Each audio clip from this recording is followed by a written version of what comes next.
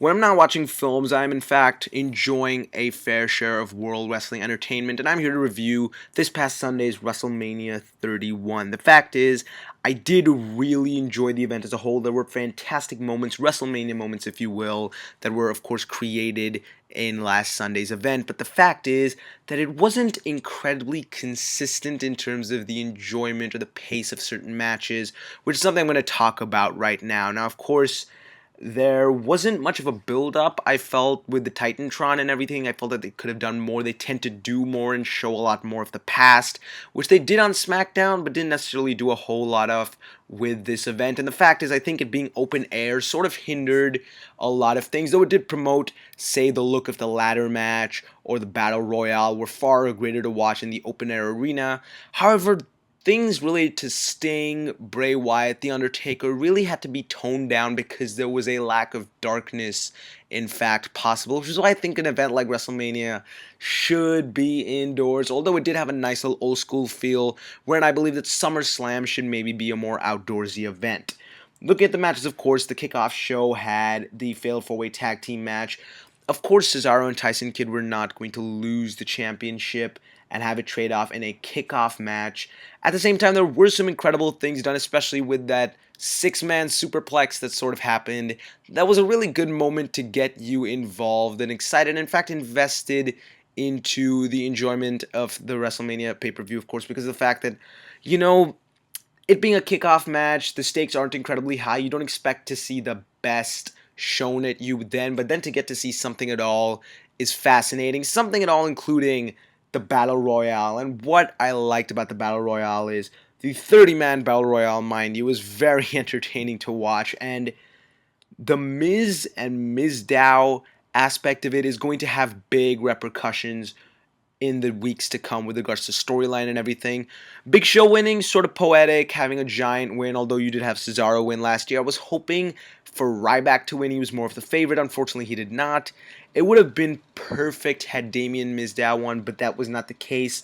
Nonetheless, Big Show winning is fine. It doesn't do a whole lot for the story and doesn't really have a lot of implications since he's achieved a lot, and this is not necessarily the greatest achievement he's had in a while. It may cause a bit of a dispute between him and Kane, something I was hoping to see later on. They brought back Mark Henry. I thought maybe he might win. But the Miz and Mizdow storyline is something I'm so interested to see in terms of where it goes now on, because the crowd loves Mizdow. Not a big fan of Miz myself, and nor is the crowd.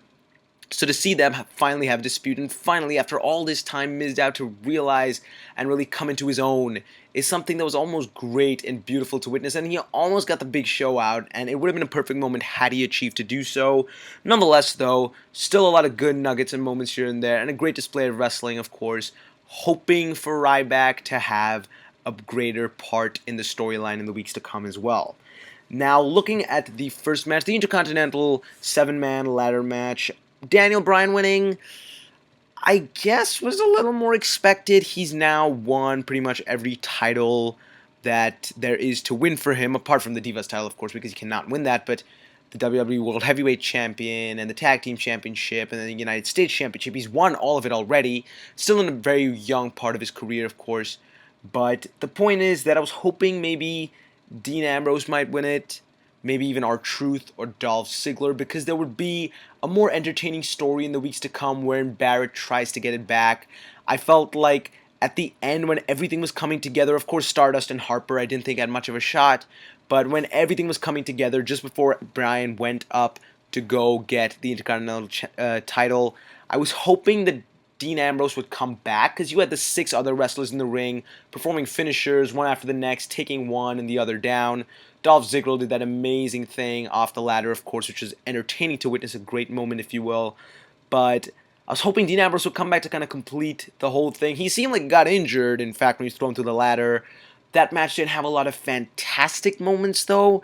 It did have a lot of entertaining moments, but nothing that really stood out to me. Unlike the next match, of course. This match I was betting on to be definitely the show-stopping, most entertaining match, because the stakes were high. It's a rivalry-based match wherein one's career almost ended. We've sort of been through this story before, and you have the cocky Mr. Money in the Bank, something we'll get to later in the moment. But that wrestling match was just great in terms of the technical aspects of wrestling, of course, that were really used within the fight itself. Really well presented, not a lot of noticeable flaws or, rehearsed or say things that people like to describe as fake. I don't like to use the word fake, but at times maybe you could tell that something that a punch doesn't necessarily strike. In this case, though, I felt like they executed almost everything perfectly to a T, and that final RKO is a WrestleMania moment to be remembered. That right there was perhaps one of the most enthralling moments and got me right back on board with the rest of the show. Triple H and Sting had great moments. The problem that I have with the fight is, it was a no DQ match, but there weren't a lot of weapons. There was more interference. Having NWO and DX come back, ultimate nostalgia baiting, fan service, brilliant to witness. Some of it didn't make sense to me. Of course, Shawn Michaels, one of my favorite wrestlers of all time, having him to save Triple H was brilliant to see, but having the NWO support Sting, unless this is a storyline that's going to carry out, which I don't think it is since they shook hands at the end of the fight, it doesn't make a whole lot of sense unless the NWO says they're going to support a WCW guy. There was a huge rivalry with the Vigilante Sting, so for them to support him didn't make a whole lot of sense to me, though bringing Hogan back was amazing, and seeing everyone there was great. The problem is they didn't do a whole lot else with the no disqualification. Sure, there was a hammer that was used for like a brief moment. Maybe they could have gone further, almost had like a street fight, a few tables, could have gone a little crazy, and when it was just Triple H and Sting actually wrestling, there was not much to be loved, unfortunately. I felt like this match was more of a setup for the DX-NWO return at WrestleMania than an actual bout between Sting and Triple H at the end of it. The fourth match, which had AJ Lee and Paige, who defeated the Bella Twins in this tag team match. We've seen this tag team match happen time again. I'm hoping there are more divas that come into the WWE and have a bigger role. At the same time, I'm hoping they get more time. Their matches are really short, and I do have to say that even technically, their fights are really, there's a lot more viscerality about the fights that they have, and I think that they deserve a bit more time, as well as I want to see the Divas title be actually put on the line for once, and I was hoping that AJ and Paige would actually have a dispute during the match, so that they lose because of one of them, and then maybe there would be a fallout between them or actually have the story continue. But they did not go through with that, which is something that I found really wasted as an opportunity, unfortunately. I felt like there were a lot of things that were set up that we were looking forward to. For example, Orton and Rollins, that kind of got cleared out.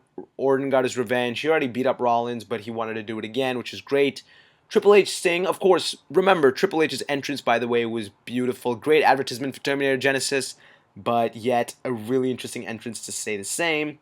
And this one didn't really do much for the story. It's just a match that sort of happened for the sake of happening, and unfortunately, I wouldn't say it brought it down by any means. It was really entertaining to watch compared to some of the other matches, but I felt like the stakes were not raised as they should have been at an event like WrestleMania that is marketed as the most important and the greatest night in sports entertainment of the year.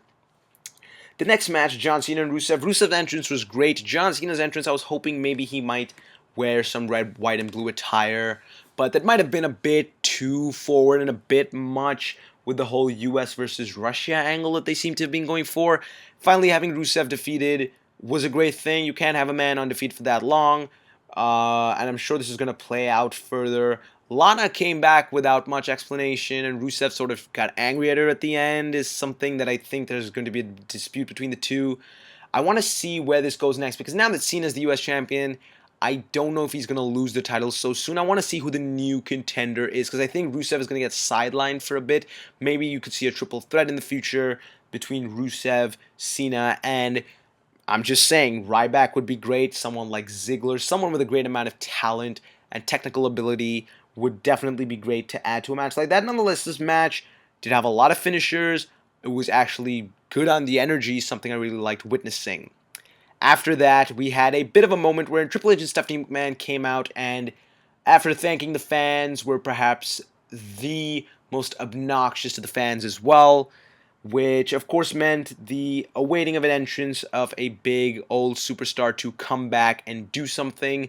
And who better than to have the people's champion? Of course, as they were dissing the people, I'm like, this is getting a bit stretched. Let's move on with it because I just want to see who's coming because they set it up all that much. The Rock came back. They got Ronda Rousey as well. And I think the Rock Triple H storyline is going to start now, considering he showed up at the Royal Rumble, considering he showed up here. And Triple H is not a fan of that. That's why he got angry at Sting in the first place. I think maybe next month's pay-per-view Extreme Rules might have some repercussions with regards to storyline. You never know. And then the fight that a lot of people were anticipating, The Undertaker and Bray Wyatt. Like I said, there was a lack of atmosphere about this fight. You need to have Bray Wyatt walk in with the lantern, the crowd with their phones and their flashlights in the air to really set the atmosphere. And then The Undertaker's return, almost ruined for a moment by a sound guy that was visible just before The Undertaker entered himself.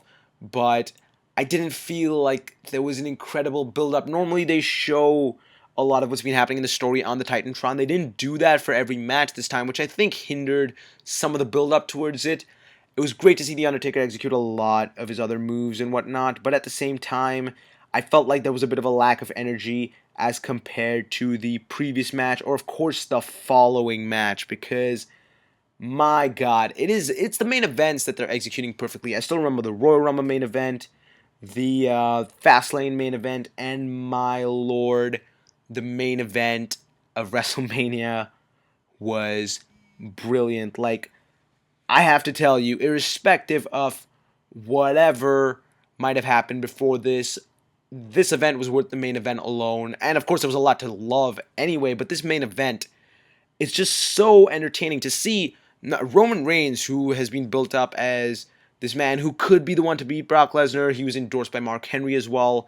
He had a shot. And then you see Brock Lesnar, once again, who I believe is the best wrestler in the business, not just in terms of what he's perceived to be, but in terms of his abilities, his strength, his wrestling technique. He's so fantastic at what he does, which is why he's so entertaining to see. And he went away to UFC, but I'm so glad he's back and he's re-signed with WWE because now the storyline is to play out.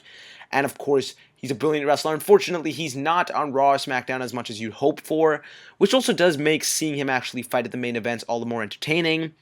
And the thing is, he was taking Roman Reigns down. Roman Reigns got lucky when Brock split his head open, and my god, that was hard to watch because I could feel the reality of all the blood and just all the pain that Brock was going through when he wasn't able to stand or anything. It was hard to see, and yet you see the fighting spirit of both Roman Reigns, of course, who's more the underdog, who's going to try and make a comeback, going to try and defy the odds, and of course Brock Lesnar, the beast incarnate that was going to do so much more and want to destroy and conquer Roman Reigns. And as they're both down, I thought this match is going to end and then Rollins is going to come in. Rollins surprised me even then. He came in so fast. It was a triple threat, which I did not expect. And as the match is playing out, I thought Rollins definitely has it. And there's a moment where he almost messed up.